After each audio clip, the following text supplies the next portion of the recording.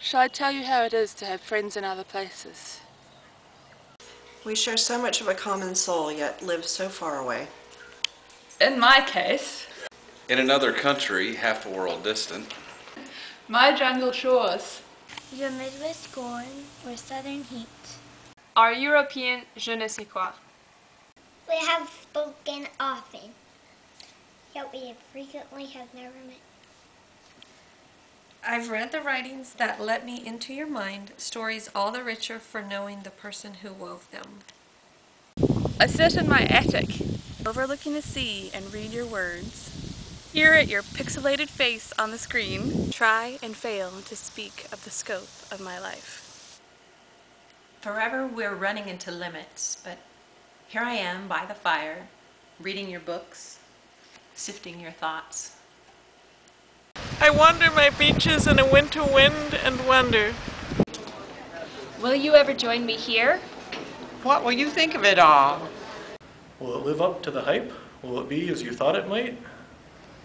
Perhaps it'll be a different thing altogether with you in it. Would you join me in a bit of head hopping? There have been chat sessions. Video calls. And emails back and forth.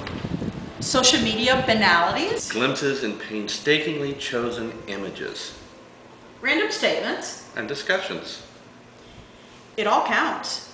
In varying degrees. To make a friend of a far-off stranger. Shall I tell you how it is to visit one long-known Thusly? There's the clash and hubbub of arrival, a bus terminal or airport maybe, a first formal meeting. We keep distance carefully. We were familiar, but how will this work in person? In the first days, we discover mannerisms and personality that could never transmit digitally.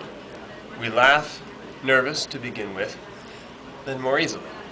We play games and walk and cook and eat shared meals and dine a little. This, then, is your life, with me strangely in it, for a little while.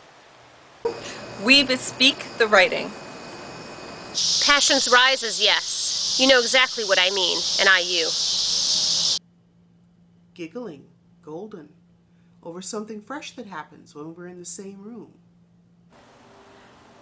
Learning to interpret nuances of expressions too subtle for the internet. In a foreign country, the potential is never far away for sensory overload or traveler's bliss. You speak strangely, and your customs are peculiar. It is a place that both inspires and terrifies. These distant adventures still call to me. And yet, there's so much more to it than that. So many new experiences. I pack it all into my head. I'll write about it later. I become more comfortable with all these things as time goes by. Day by shining day. But I have a home too. A home that misses me very much. Where the waves cry out to my muse. That is my water. And it wants me back. Shall I tell you how it is to leave?